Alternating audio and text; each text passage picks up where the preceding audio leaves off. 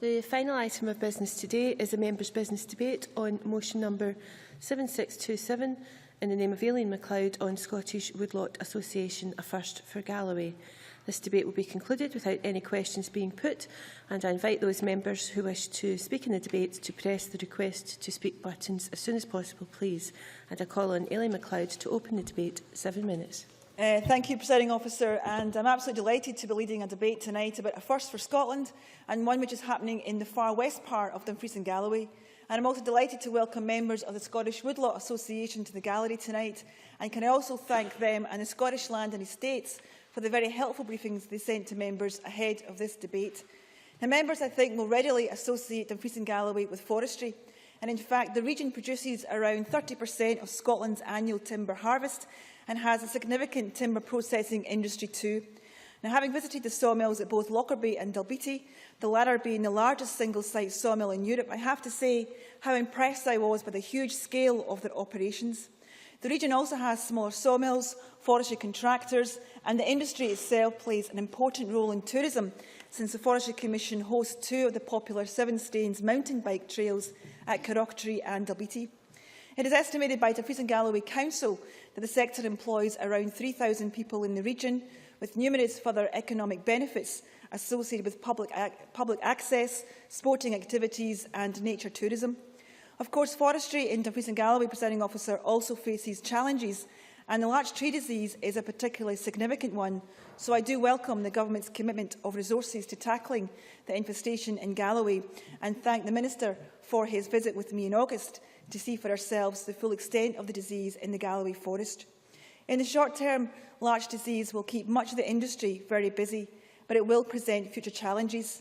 And even with those challenges, forestry is a big business, and that is part of the issue identified by the Scottish Woodlot Association. The issue, Presiding Officer, is that it is very difficult for someone who works in forestry to manage woodland for themselves. Scotland has the most concentrated forest ownership in Europe.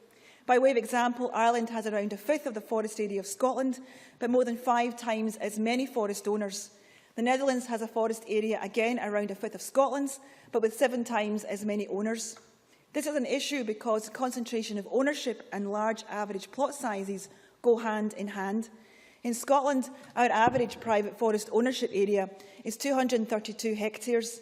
In the Scandinavian countries, small-scale forestry thrives. In Norway, the average forest smallholding is 50 hectares, Sweden 43 hectares and Finland just 32 hectares. Scotland, on the other hand, also has approximately 300,000 hectares of undermanaged woodlands. So the problem is clear. There are very few opportunities for people to manage forests for themselves, but there is a substantial amount of woodland which is not productive. And this, Presiding Officer, is where woodlot licences come in, because a woodlot licence allows a landowner to agree a long-term rolling lease with the Scottish Woodlot Association, which then divides the woodland into one or more woodlot licences and sets a rent for each based on its annual allowable cut. Now, the licence holder manages the woodland and can fell, process and sell timber for themselves. The idea is that the licence holder should be able to make money out of the proposition, not enough to give up the day job perhaps, but certainly enough to be a significant addition to their income. The benefit to the landowner is that an area of forestry that might otherwise become a problem, which they might not have the skills to manage or which might be prohibitively expensive to manage, is taken off their hands. So what was a potential liability becomes a source of lease income. Now, the concept of woodlots, Presiding Officer, is not a new one. They date back to 1948 in British Columbia, though the concept did not really take off until the 1970s. There were only 37 licences in 1976. There are now 836 woodlot licences, managing 500,000 hectares of forestry and providing all or part of the income for 12,000 people. So it would be fair to say that the model has a proven track record. Now, woodlot licences will offer an opportunity to engage many more people in Scotland in the active management of Scotland's forests, and they will allow undermanaged woodland to be brought back into production. They can also help tackle a very real threat to Scotland's forestry industry, a shrinking workforce generally composed of older people, with few young people coming into the sector. The sort of direct hands-on experience that woodlot licences offer could play a crucial role in attracting a new generation into the forest industry, and doing so at a time when we need them the most. Now, one of the benefits of a woodlot movement would be the possibility to pool experience and even equipment, so that not every new woodlot licence holder need be an experienced forester with expensive gear. And in their briefing, the Scottish Woodlots Association calls the idea open source forestry. This is an attractive idea and certainly more likely to attract people with an interest in forestry into developing that interest further. Of course, there would be no woodlot licences in Scotland if it weren't for Angus Carrick Buchanan, owner of the Corsawall estate near Stranraer, who has taken the leap of faith as a landowner of setting up the very first one. Now, that licence covers 37 hectares of mixed woodland on the Corsawall estate, initially for an 18-month period to establish the concept, although all parties are committed to a longer-term agreement. The licence holder, Mark Rowe, will be responsible for managing the woodland according to a management plan drawn up with the landowner. This includes felling and extracting timber, which the licence holder will be able to process and sell for himself as firewood and sawn timber. And I hope that together, Angus Carrick Buchanan, Mark Rowe and the Scottish Woodlot Association will be able to demonstrate that woodlot licences are ready to go, and that all the potential benefits that I've outlined can start to be realised sooner rather than later. I also warmly welcome the Scottish Land and Estates support for the concept of woodlot licences, and hope that their willingness to promote and encourage the uptake of woodlot licences amongst landowners will help to roll the concept out across Scotland. That said, Presiding Officer, the Scottish Woodlot Association is a small organisation with a big idea, an idea that is receiving lots of interest and lots of requests. If the concept is to be rolled out across Scotland, as I hope it will be, they will need help in order to make it happen. I would therefore like to invite the Minister to meet with the Scottish Woodlot Association so that we can explore further the contribution that the use of woodlot licences on a wider scale could make towards the Scottish Government's policy objectives for forestry, and what they could do in not only connecting people to their local woodland, but at the same time helping to stimulate rural enterprise, create more local jobs and support the forestry environment. Presiding Officer, in closing, I want to commend the hard work and dedication of the Scottish Woodlot Association and Will Allen and Andy Brown in particular. Galloway now has the first Scottish woodlot licence, and I hope it will be home to many more. But I also believe this is an idea which can have substantial benefits for the forestry industry across Scotland, and I think that woodlot licences could become as common a term and a common practice in rural Scotland as they are in British Columbia, and that the whole of rural Scotland will benefit from their existence. Thank you. Thank you. We now turn to the open debate. Speeches of 4 minutes, please. And I call Alex Ferguson to be followed by Mike Mackenzie. Thank you, Presiding Officer. Every now and again you come across an initiative that just seems so obvious and so right that you cannot understand why either you didn't think of it yourself in the first place or why you hadn't come across it somewhere else before. And I find that that is very much the case with woodlots. In my farming days, the land that I farmed had some 100 acres of woodland spread over it in various stages, frankly, of mismanagement, spread all over the farm in areas that also varied from as little as half an acre to one wood in excess of 25 acres. They would originally have been planted to enhance the shooting asset of what was at one time a small sporting estate. That's long before my time, I hasten to add. But they had also been planted with a commercial aim in mind. They were attractive woods, pleasing to the eye and undoubtedly enhancing the overall attractions of the fairly steep-sided valley in which they were placed. They would have been a lot more attractive and pleasing to the eye if I'd managed them better than I ever did. But with my efforts being entirely focused on the farming aspects of the business, I will freely confess that the proper management of the not inconsiderable amount of woodland that was my responsibility was very low on my list of priorities. What I would have given for the Woodlot Association in those days, Presiding Officer, and how typical of most of my life it is that almost as soon as I've given up on a problem or otherwise find a way of disposing of it, the answer appears in front of me as if by magic. My farming circumstance would have lent themselves to a woodlot licensee as perfectly as any duck to water, and I dearly wish that woodlots had made an appearance in Scotland 40 or 50 years before it has actually been the case. As I said at the start, Presiding Officer, the whole concept seems so simple. You wonder why it's taken so long to surface here in Scotland. But that should not prevent us from welcoming the development of woodlots wholeheartedly. And I'm more than happy to lend my voice to others in support of this initiative. And I particularly congratulate, along with Aileen, my constituent Angus Carrick-Buchanan, and the first Scottish woodlot licence holder, Mark Rowe, for taking the first step in what I am absolutely convinced will soon become a common model of woodland and forestry management across Scotland. I've known Angus for some years now, and I had the great pleasure of meeting Mark at the Galloway Country Fair during the summer, along with other members of the Woodlot Association. Their enthusiasm and just sheer joy at this project will set a fine benchmark for others to follow, as I'm absolutely certain they will.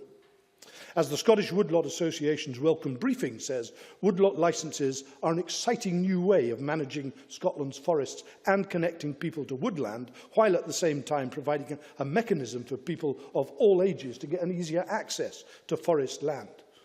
They will boost local economies. They will stimulate local rural development and create employment. They will increase the availability of firewood and biomass fuel. And I think, importantly, they will encourage the development of small-scale, decentralised forest enterprises across the country in a way that can only be beneficial to everyone concerned. I really can see no downside to this, Presiding Officer. The initiative has been welcomed by all the representative bodies that I'm aware have commented on it, not least by Scottish Land and Estates. And I really do think that the motion before us tonight highlights that rarest of all outcomes, a genuine win-win situation in which there are no losers.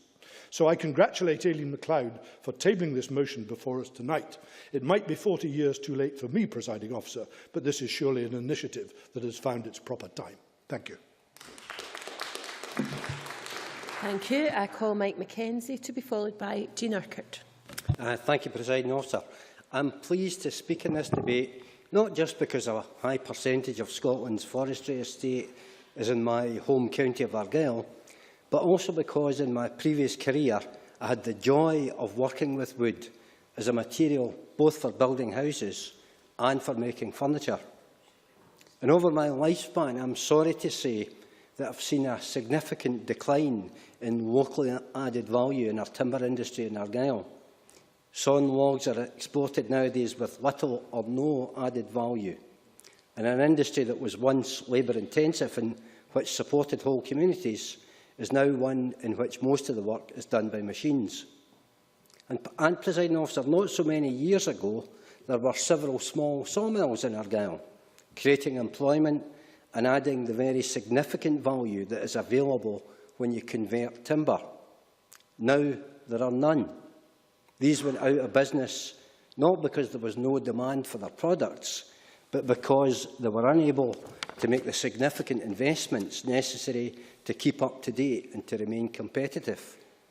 Timber technology has been driven by advances made in the Scandinavian countries, where significant investments in small-scale sawmills were made, thus allowing an important socio-economic contribution to their rural economies. One example that I can think of our failure in this is when the new community hall was being built on the island of Colonsay a few years ago. They were unable to source the laminated roof timbers in Scotland, and instead they had to import them from Norway. Engineered timber is a very useful material with better strength-to-weight ratios than steel. It's also perhaps one of our most sustainable building materials, locking up carbon for its lifespan. And with good design and reasonable maintenance, the lifespan of timber can be considerable. Our forefathers understood this, and in fact, I've personally repaired sash and case windows that were over 100 years old and hopefully will go on for another 100 years. Woodlots are important then, not only because they offer opportunities for better management of this very valuable resource, creating better quality and higher amenity woodlands, but also because they offer a means of adding significant local value to these resources, giving rise to meaningful and rewarding employment and supporting fragile rural economies. Too often in our past, our forestry has been driven by tax advantages, manifesting themselves in fast-growing spruce plantations.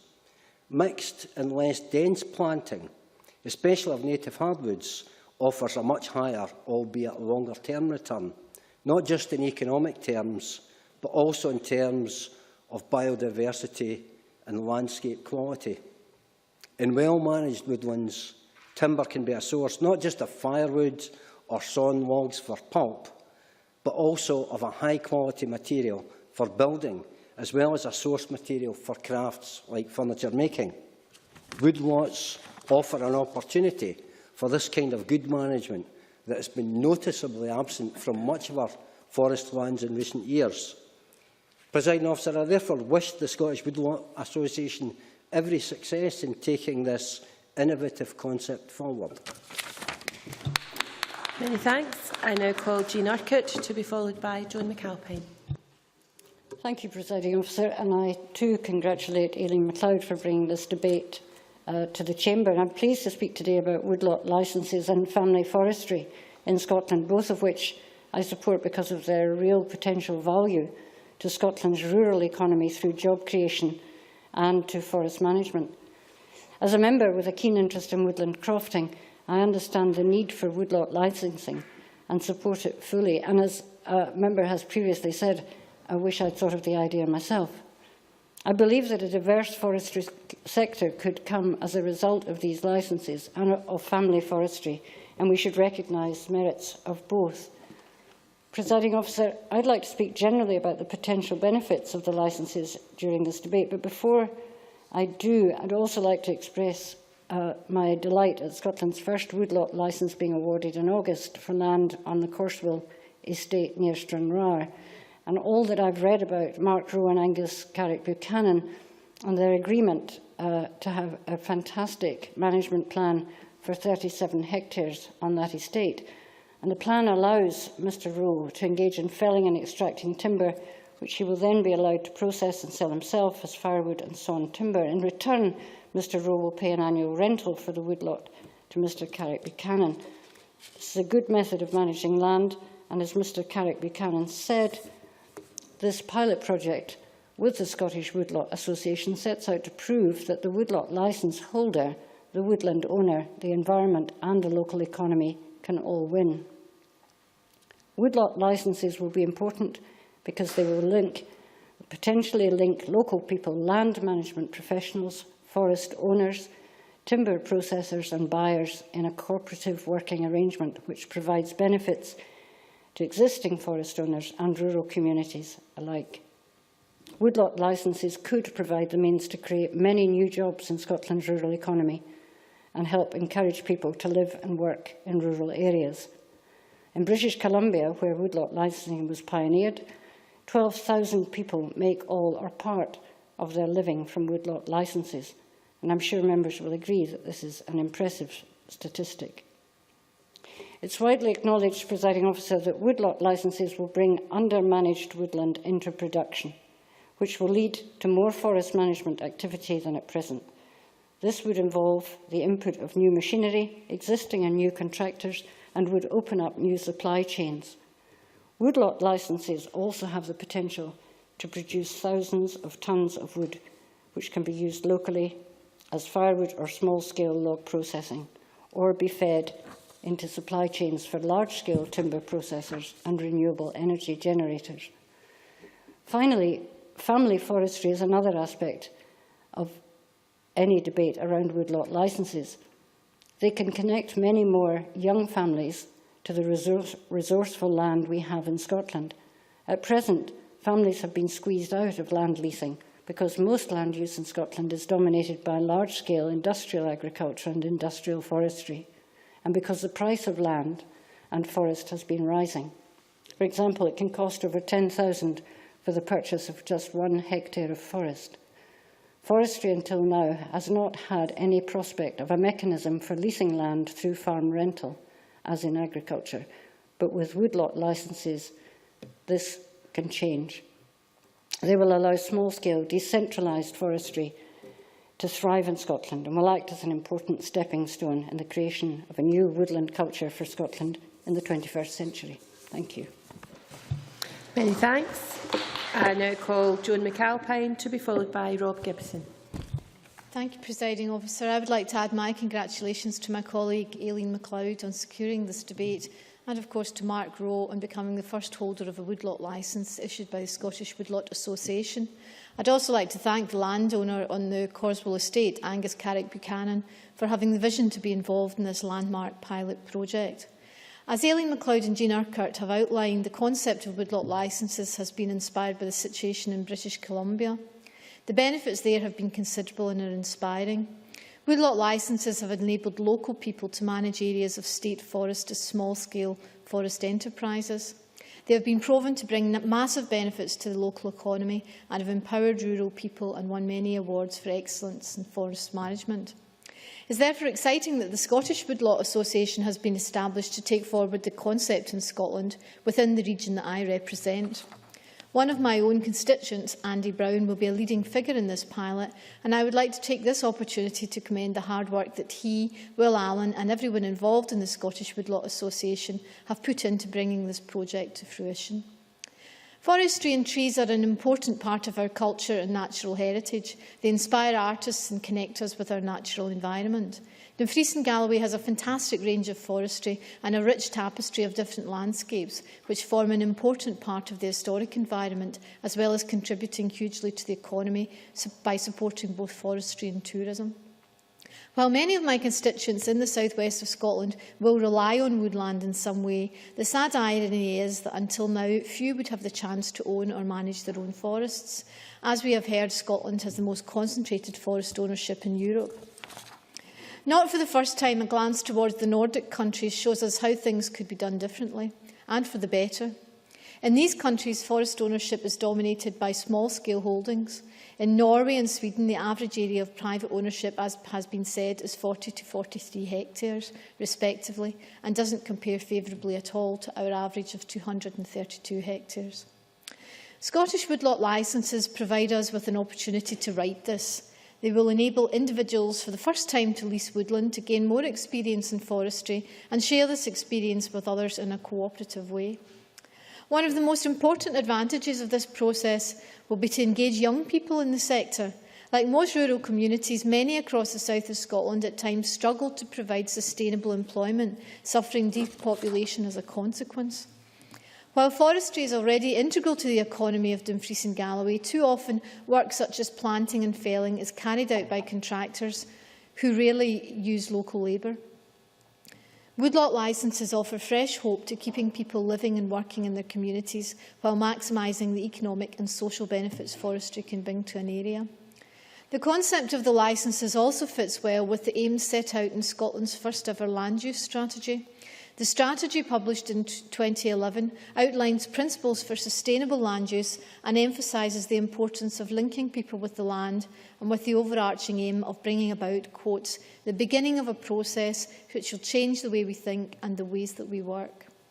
In Scotland, it is clear this process has already begun. There is an ever-growing support for community ownership and management, and in 2013 there are now over 200 community groups managing woodland. I believe this is an exciting opportunity for Scotland to take the lead in developing and demonstrating new ways of managing forests and await with interest future developments. I would also like to wish Mark Rowe, Andy Brown, Will Allen and all of those involved in the Scottish Woodlot Association all the very best for this very worthwhile project. Thank you. Thank you very much. And I now call Rob Gibson, who will be followed by the Minister. Thank you, Presiding Officer. I'd like to add my congratulations to Aileen MacLeod for securing this debate, which, while it only attracts a small number in the Chamber compared to some issues, actually can affect every part of Scotland. And that's why I'm very pleased to give a few remarks that support that.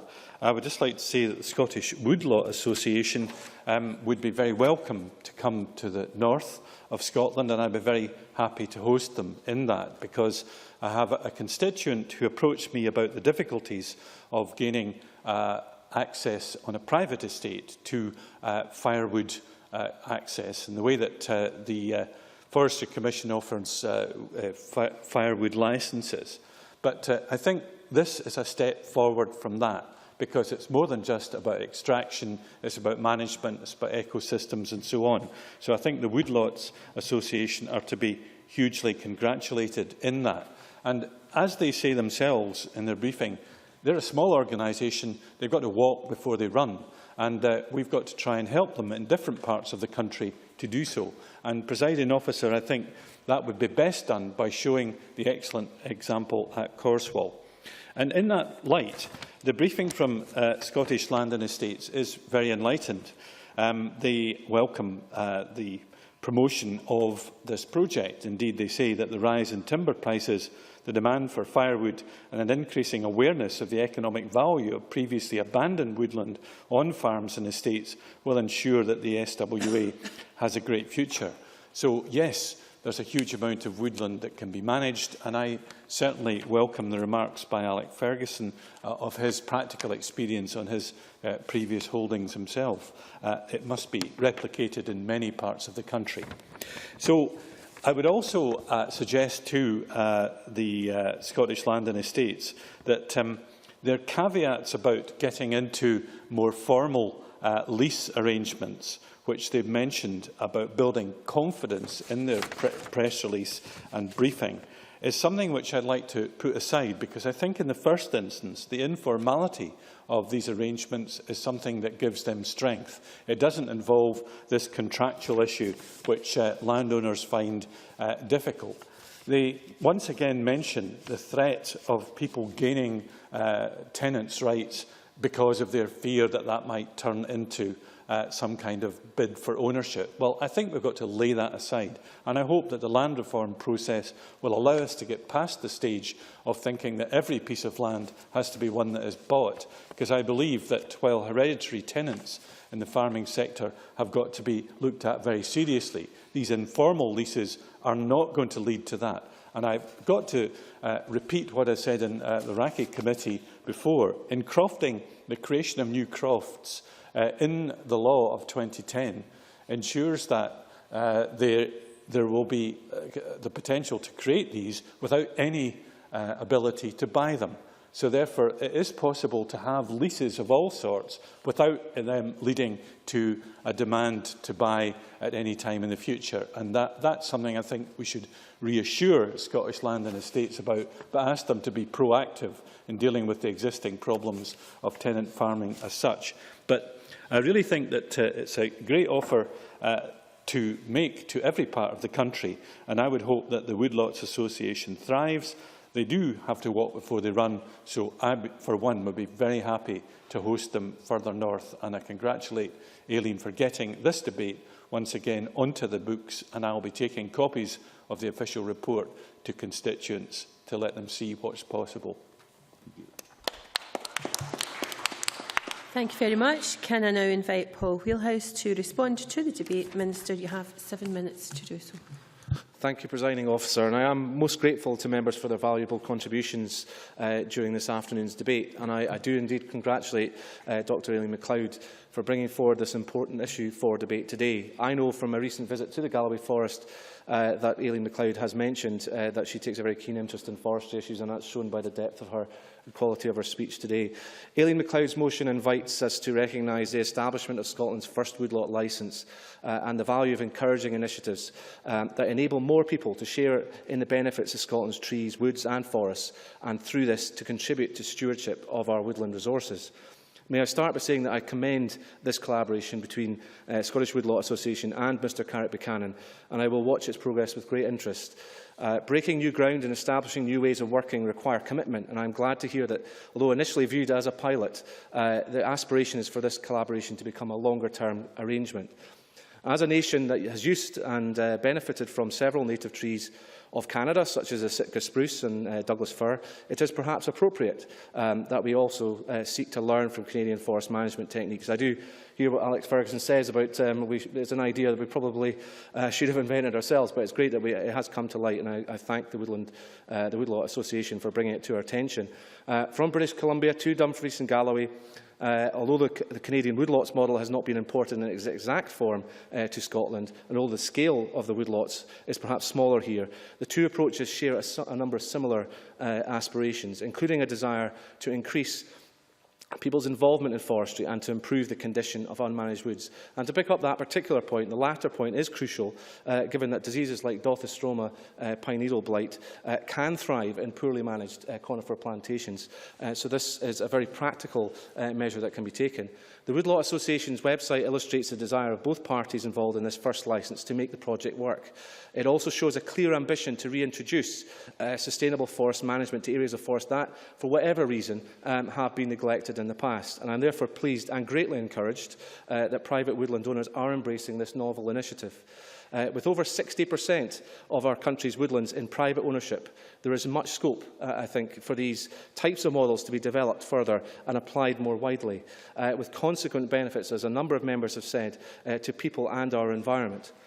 Private sector support has been echoed by Scottish Land and Estates, who have told me that they support this initiative and want to explore it further with their members. In fact, Scottish Land and Estates have commended the Scottish Woodlot Association for their pragmatic approach to developing this idea. I also applaud the way in which this pilot seeks to marry up people with the interest and skills to manage forests with areas of woodland that need that management. An example of how to make the best use of another of our country's greatest assets, its people, in the stewardship of our natural resources. If managed appropriately and in a sustainable way, our trees, woods and forests can deliver significant benefits. They provide economic value from timber products and jobs, as a number of members have mentioned, including Mike Mackenzie and indeed Alex Ferguson and Joan McAlpine. They provide health and well-being benefits to those using and enjoying the forests, and they are, of course, home to some of our country's most iconic and important wildlife, such as the red squirrel and the capercaillie. Our challenge is to ensure that these benefits are available to people across the country, and I greatly welcome the fact that while this may be raised in the South of Scotland context, both Jean Urquhart, Mike Mackenzie and Rob Gibson have similarly shown support for the initiative, and I hope it is taken forward elsewhere in the country. Our challenge is to ensure these benefits are available, as I say, across the country, whether as owners, managers or users. The link between people and their forest land is a core element of the Scottish Government's land use strategy, where a key objective, and I quote, is to promote responsible stewardship of Scotland's natural resources, delivering more benefits to Scotland's people.